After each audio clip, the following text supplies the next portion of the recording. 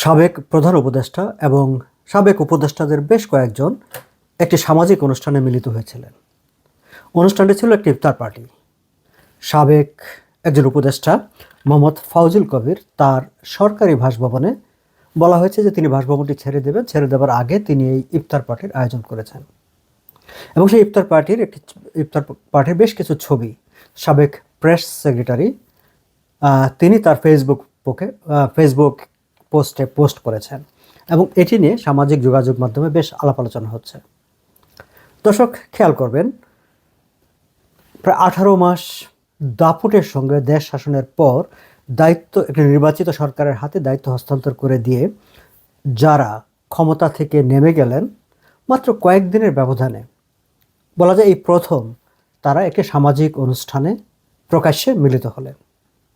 এবং এই যে তারা একটি সামাজিক অনুষ্ঠানে মিলিত হলেন, এই খবরটি আমরা কিন্তু জেনেছি কোনো মিডিয়ার সুবাদে নয়, কোনো মেইনস্ট্রিম মিডিয়া টেলিভিশনে এটি নিয়ে খুব বেশি আলোচনা হয়েছে কিনা, খবর হয়েছে কিনা সেটি আমার চোখে পড়েনি, কিন্তু সোশ্যাল মিডিয়ায় তাও ফর্মার প্রেস সেক্রেটারির ফেসবুক পোস্ট ধরে সোশ্যাল মিডিয়ায় এটি আলোচনা এসেছে এবং এটি নিয়ে নানা রকম কথাবার্তা হচ্ছে। আমরা ছবিগুলো খেয়াল করে দেখেছি যে বেশ তাদেরকে উৎফুল্ল মনে হচ্ছিল, হাসি খুশি, এবং ইন্টারেস্টিংলি ইফতার পার্টিতে তারা কেক কেটেছেন। আমরা অবশ্য এর আগে কখনো আমি অন্তত কোনো ইফতার পার্টিতে কেক কাটতে দেখিনি। নানা উপলক্ষে কেক কাটা হয়, তারাও নিশ্চয়ই তাদের কোনো উপলক্ষ ছিল, সেই উপলক্ষে তারা কেক কেটেছেন ইফতার পার্টিতে। বাট বলা যায় যে তারা এক ধরনের এটিকে এনজয় করার চেষ্টা করেছেন। তারা এমন এক সময়ে একসাথে মিলিত হয়ে এনজয় করার চেষ্টা করেছেন এবং সেই ছবিটি সোশ্যাল মিডিয়ায় তাদের সাবেক প্রেস সেক্রেটারির মাধ্যমে জনসম্মুখে এনেছেন, যখন এই উপদেষ্টাদের নিয়ে সোশ্যাল মিডিয়ায় পত্রপত্রিকায় নানা রকম নেতিবাচক সমালোচনা এবং খবর প্রকাশিত হচ্ছিল।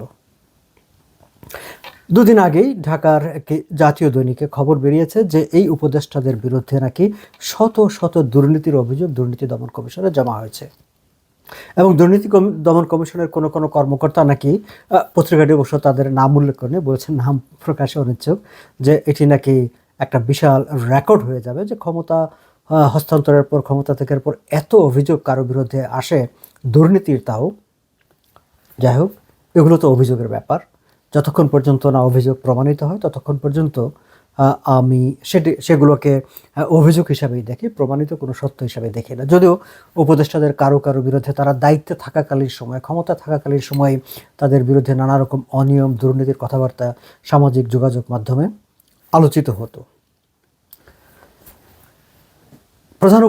সাবেক প্রধান উপদেষ্টা এবং সাবেক উপদেষ্টাদের এই ইফতার পার্টি আসলে আমার আলোচনার বিষয়বস্তু না। আমার আলোচনার বিষয়বস্তু হচ্ছে এই ইফতার পার্টিতে কিংবা এই সামাজিক অনুষ্ঠানটিতে দুর্নীতি দমন কমিশনের চেয়ারম্যান ডক্টর মোহাম্মদ আব্দুল মোমেন উপস্থিত হয়েছিলেন।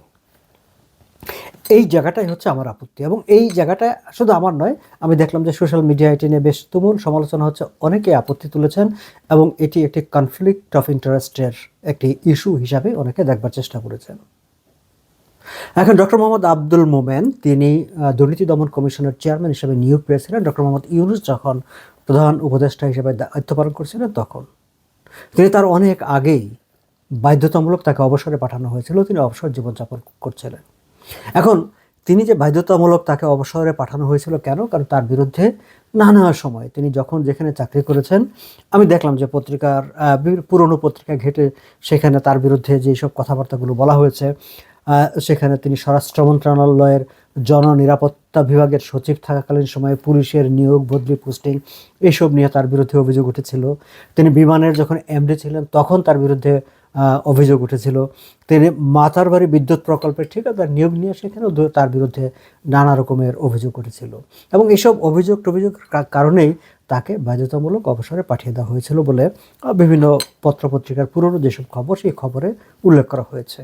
এখন বাধ্যতামূলক অবসরে পাঠানো, দুর্নীতির অভিযোগ আছে, অনিয়মের অভিযোগ আছে, এমন একজন ব্যক্তিকে কিন্তু দুর্নীতি দমনের দায়িত্ব দেওয়ার জন্য ডক্টর মোহাম্মদ ইউনূস বেছে নিয়েছিলেন এবং অবসর জীবন থেকে তাকে টেনে এনে তাকে এই দায়িত্বে বসিয়ে দিয়েছিলেন।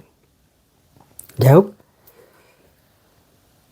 তিনি তার দায়িত্ব পালনকালে মানে এই সময়টায় দুর্নীতি দমনের ক্ষেত্রে কতটা ভূমিকা পালন করতে পেরেছেন বা করেছেন সেটি নিয়ে প্রশ্ন করবার সুযোগ আছে এই কারণে যে আমরা দেখেছি যে উপদেষ্টা আসিফ তার পিএসপিএকে নিয়ে যেসব অভিযোগ উঠেছিল সেগুলোর ক্ষেত্রে কিন্তু তিনি আসলে সেই অর্থে কোনো ইনভেস্টিগেশনে যাননি। স্বয়ং প্রধান উপদেষ্টা জাতির উদ্দেশ্যে দেওয়া ভাষণে টিউশন ফির নামে 400 কোটি টাকা পাচারের একটি অভিযোগ তুলেছিলেন। সেটি নিয়ে কিন্তু দুর্নীতি দমন কমিশন কোনো ধরনের অনুসন্ধানে যায়নি।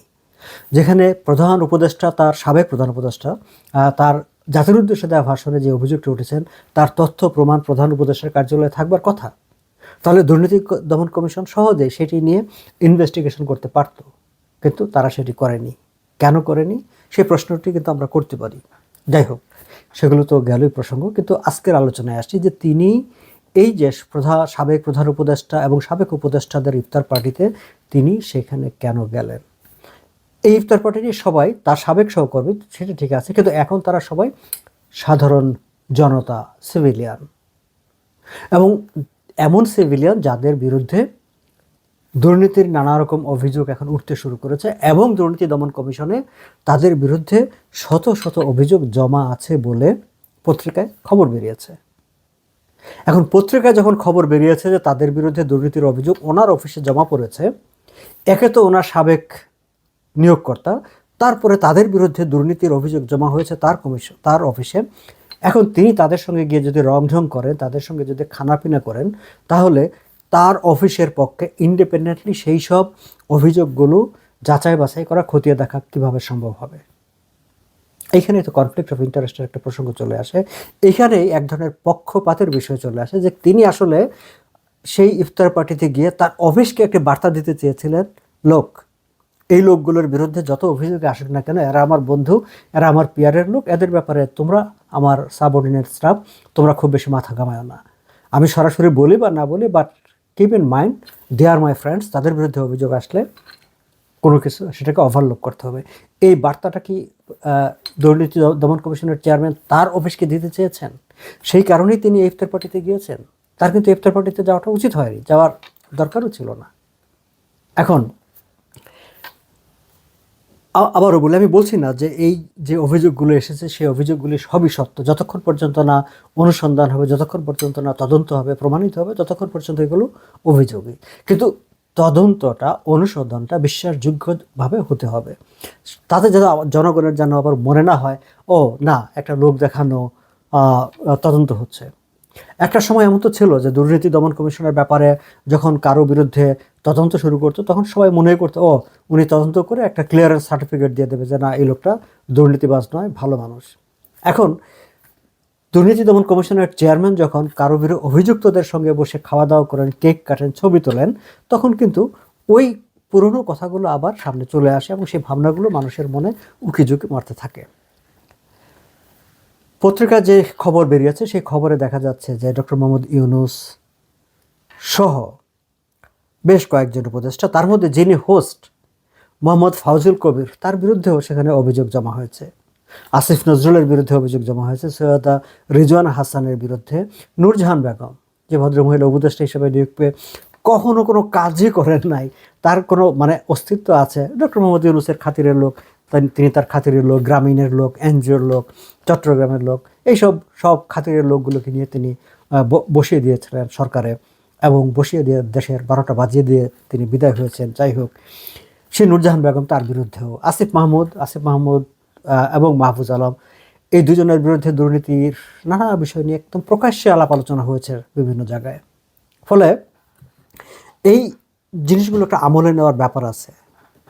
আমরা যদি এই নির্বাচন কমিশনারে আমরা বিগত অন্তর্বর্তী সরকারের সময় দেখি যে আওয়ামী লীগ যখন ক্ষমতাচ্যুত হলো, তাদেরকে গত জুলাই আগস্টের আন্দোলনে তারা যখন ক্ষমতা হারালো, এমন অনেক হয়েছে, দেখা গেছে যে মানে কেউ একজন তার অস্তিত্ব আছে কি নাই, এমনকি কেউ একজন একটা কাগজে লিখে দুনিয়ার অভিযোগ দুর্নীতি দমন কমিশনে দিয়ে আসলেন, এবং দুর্নীতি দমন কমিশন সেগুলোকে আমলে নিয়ে একটা ইনকোয়ারি ফর্ম গঠন করে দিলেন এবং সেগুলোকে পত্রিকায় ছাপিয়ে দিলেন, পত্রিকাকে পাঠিয়ে দিলেন, এবং পত্রিকা সেগুলো মানে ফলাও করে প্রকাশ করে ফেললো।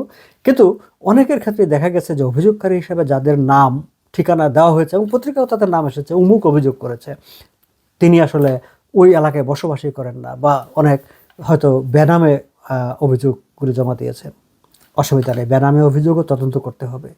কিন্তু এই নির্বাচন কমিশন যখন আওয়ামী লীগের নেতাকর্মীদের নামে কোনো বেনামি অভিযোগ যাওয়া মাত্র তদন্ত কমিশন গঠন করে পত্রিকায় প্রকাশের ব্যবস্থা করে দিয়েছেন, সেই নির্বাচন কমিশনের চেয়ারম্যান কিন্তু সরি সাবেক উপদেষ্টাদের বিরুদ্ধে অভিযোগ, শত শত অভিযোগ যখন জমা হয়েছে, তিনি তাদের সঙ্গে পার্টি করতে গিয়েছেন, হোক সেটা ইফতার পার্টি, পার্টি তো পার্টি।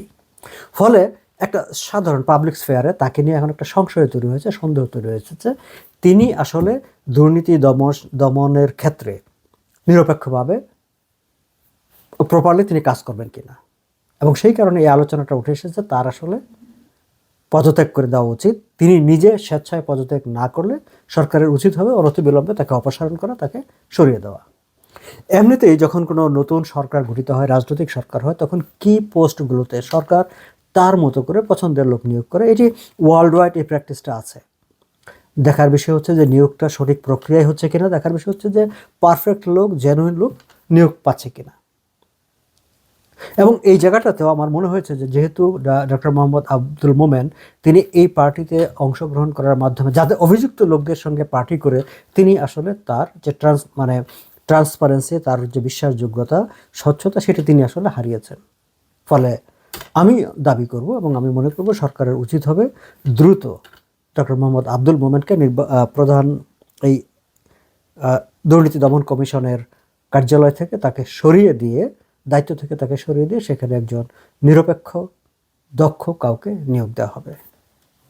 আজ এ পর্যন্তই। ভালো থাকবেন।